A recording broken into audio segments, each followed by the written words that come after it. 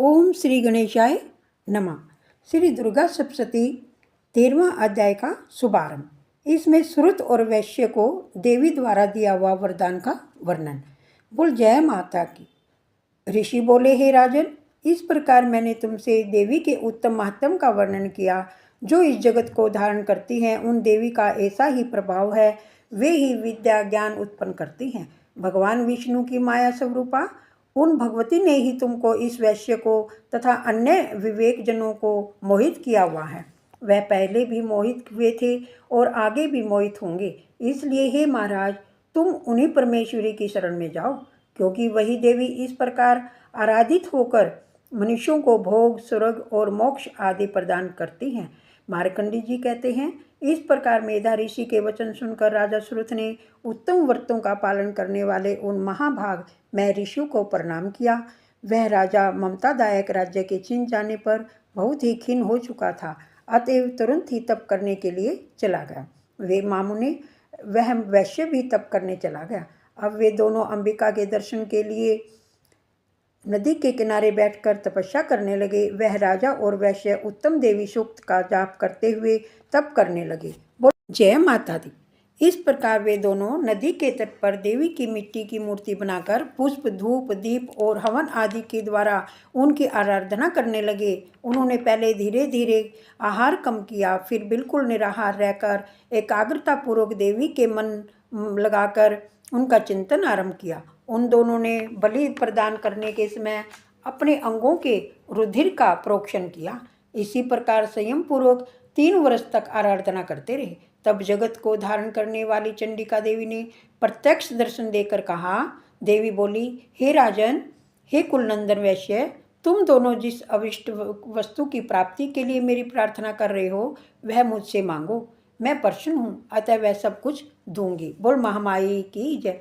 मार्कंडे जी कहते हैं, तब राजा ने दूसरे जन्म में रहने वाला राज्य मांगा और इस जन्म में भी शत्रु सेना को बलपूर्वक नष्ट करके पुनः अपना राज्य स्थापित कर लेने का वर मांगा।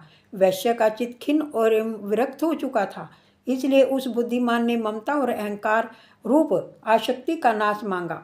देवी बोली, हे राजन, थोड़े दिनों के बाद तुम अपना राज्य भोगोगे और बिना कठिनाई के अपने शत्रुओं को नष्ट कर अपना राज्य प्राप्त कर लोगे। अब वहाँ तुम्हारा राज्य स्थिर रहेगा।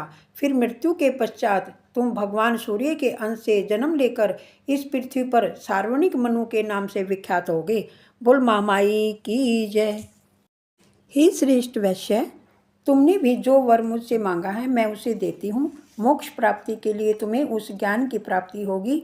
मार्कंडी जी कहते हैं, इस प्रकार उन दोनों को देवी ने मनोवांछित वर दिए। फिर उन दोनों को भक्तिपूर्वक की हुई स्तुति को सुनकर अंबिका देवी तत्काल अंतर्ध्यान हो गई। इस प्रकार देवी से वरदान पाकर अक्षत्रियों में श्रेष्ठ राजा श्रुत सूर्य से उत्पन्न होकर सार्वणिक नामक मनु होंगे। बोल महामाई की जय। दुर्गा सप्तशती संपूर्ण हुई। बोल महामाई की जय। अब ओम जयंती मंगला काली भद्र काली कपालिनी दुर्गा क्षमा शिवा धात्री सदा नमस्ते तू नमस्ते तू नमस्ते तू। बोल महामाई की जय। अब हम अपनी माँ से अक्षमा प्रार्थना करते हैं। आइए। हे परमेश्वरी, मेरे द्वारा रात दिन सहस्त्रों अपराध होते हैं। यह मेरी दास है, ऐसा समझकर मेरे उन अपराधों को आप अक्षमा करो। हे परमेश्वरी, मैं आपका आह्वान नहीं जानती, विसर्जन करना नहीं जानती, पूजा पाठ करने का भी ढंग नहीं जानती। हे मातेश्वरी सुरेश्वरी, मैंने मंत्रहीन, क्रियाहीन और भक्तिहीन पूजन किया है, वह सब आप अपनी कृपा से पूर्ण हो। हे जगदम्बिका, मैं अपराधी हूँ, किंतु तुम्हारी शरण में आई हूँ। त्राहि माम त्राहि माम त्राहि माम। इस समय दया की पात्र हूँ, जैसा तुम चाहो वैसा करो। हे देवी, अज्ञान से, भूल से, बुद्धिहीन भ्रांति होने के कारण जो मैंने आपकी पूजा में अधिकता या कम कर दी हो, वह सब आप अक्षमा करो और प्रसन्न हो जाओ।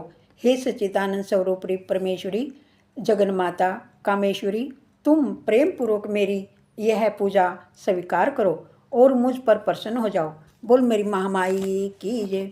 सारे बोलो जय माता दी, प्रेम से बोलो जय माता दी, मेरा वाली जय माता दी, शेरा वाली जय माता दी।